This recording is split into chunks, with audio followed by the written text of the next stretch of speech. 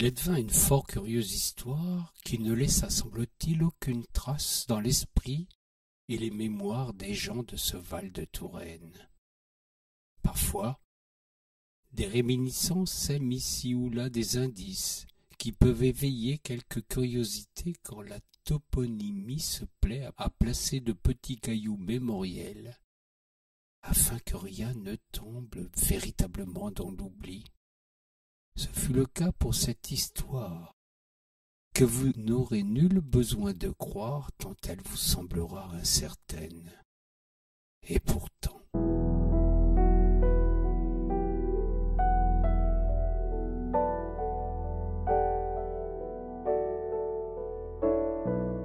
une jeune fille qui vivait sur le coteau qui domine la Loire à Saint-Étienne-de-Chigny, non loin de ce qui fut jadis le vieux bourg, était si belle que tout le monde la nommait avec respect et admiration Dame Claude.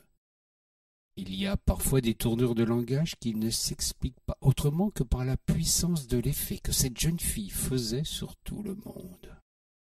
Elle avait grandi au lieu-dit la queue de la Merluche, un nom qui impose le respect et provoque bien des interrogations pour qui veut lui donner du sens.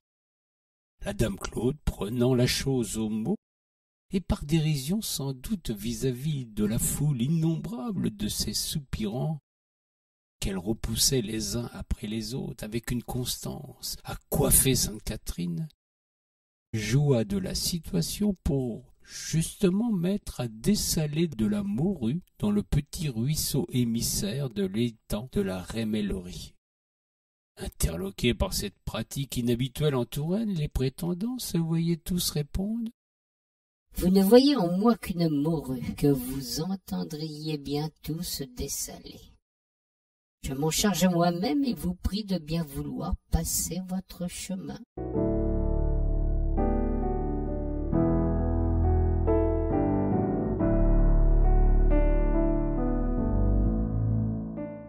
L'anecdote fit le tour de la marine de Loire, et il n'était pas rare de voir des mariniers venir lui conter fleurette en lui apportant un scotfish dur comme pierre. Dame Claude s'en amusa, avant que de se lasser du manège tout autant que de manger plus souvent qu'à son tour du poisson. Un privilège dont elle ne mesurait pas l'importance. C'est ainsi qu'elle se décida à changer d'existence, sans à devoir faire comme nombre de ses amis en passant par le mariage. Elle alla gagner la troupe des lavandières qui sévissaient de la langue et du battoir dans le lavoir installé sur la Brème, un petit affluent de la Loire.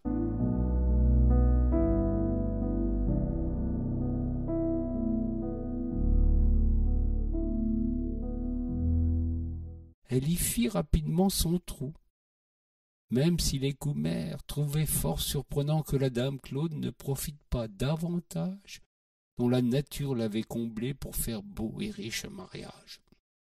Si les langues allaient bon train à ce propos, curieusement ce n'était jamais au lavoir, tant la dame Claude avait fait l'unanimité par une gentillesse en proportion de ses talents esthétiques.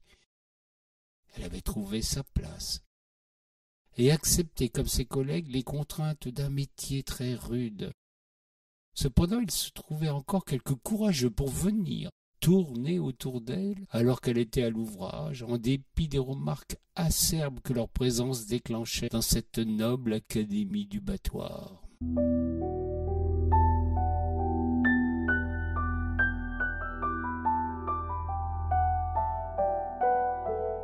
Sa vie se serait passée ainsi, respectant un choix qui, quoique étonnant pour beaucoup, était respecté. Il faut avouer que le harcèlement qu'elle avait subi permettait de comprendre le peu d'envie que la magnifique jeune femme avait de donner sa confiance à un homme. Mais un jour, le destin se meut en tragédie en des circonstances qu'il me revient de vous narrer. Dame Claude, comme toutes les autres lavandières, avait des clients fidèles et d'autres plus occasionnels. Il importait de toujours les satisfaire tout en cherchant de nouvelles commandes pour améliorer l'ordinaire. Ce fut ainsi qu'elle entra par la petite portes de la grande histoire, même si ce fut en un temps qui ne laissa pas de traces, tout en préparant le chemin de l'avenir.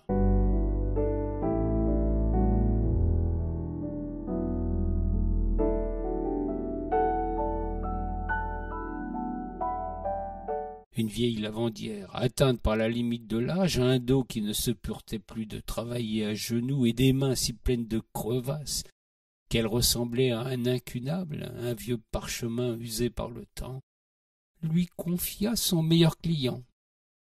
C'était le tenancier d'une maison borgne à Bordeaux, dans lequel des dames faisaient de leur corps boutique pour satisfaire la clientèle batelière.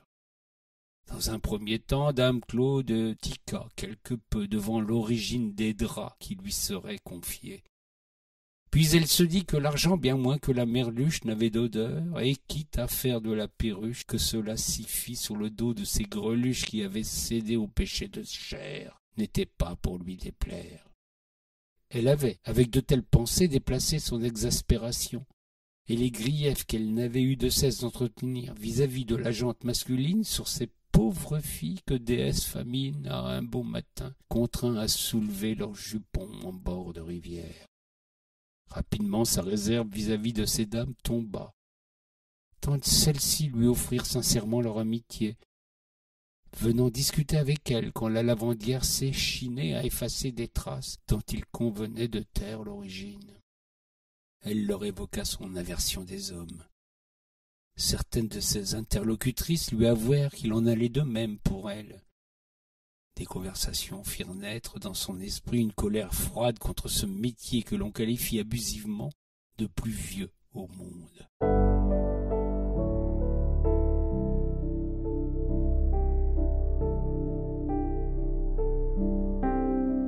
En dépit des ressentiments exacerbés qui étaient siens, elle, pauvre lavandière, n'eût pu mener à bien un combat contre cette institution du commerce charnel.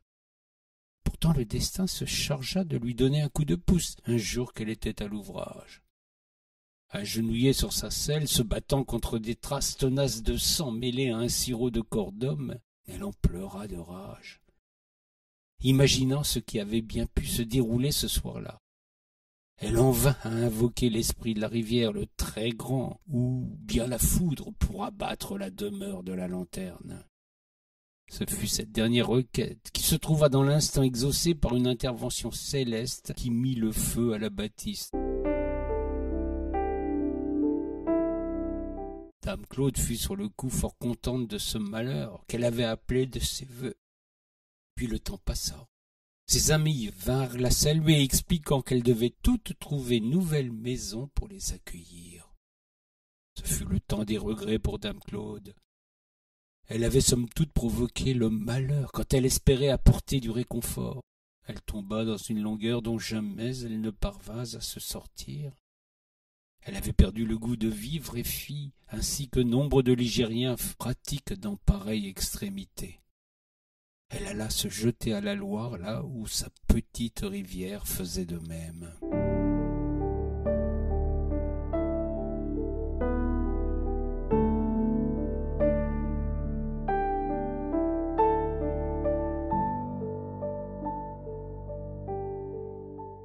L'histoire cessa d'être tragique par un curieux hasard, de ceux qui ne se trouvent que dans les contes de fées et les séries télé. À cet instant, un chaland, le brase-bouillon, remontait le courant, alors que le toutier, le matelot de la proue, indiquait le meilleur itinéraire à son pilote. L'homme, sans hésiter une seconde, plongea pour secourir la dame.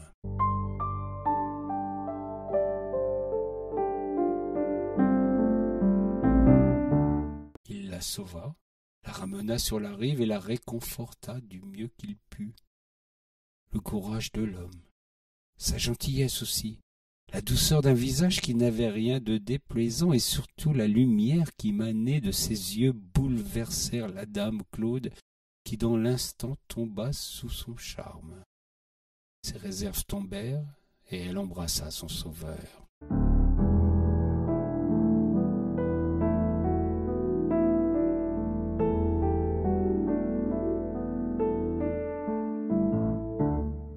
la suite, il y eut un mariage et monsieur Richard épousa la belle lavandière qui était née à la queue de la Merluche. Pour que ce récit ne tourne pas en queue de poisson, je me dois de vous signaler qu'une certaine Marthe fut une lointaine descendante de madame Claude, et qu'elle réalisa bien plus tard ce que son ancêtre avait voulu faire à sa modeste mesure.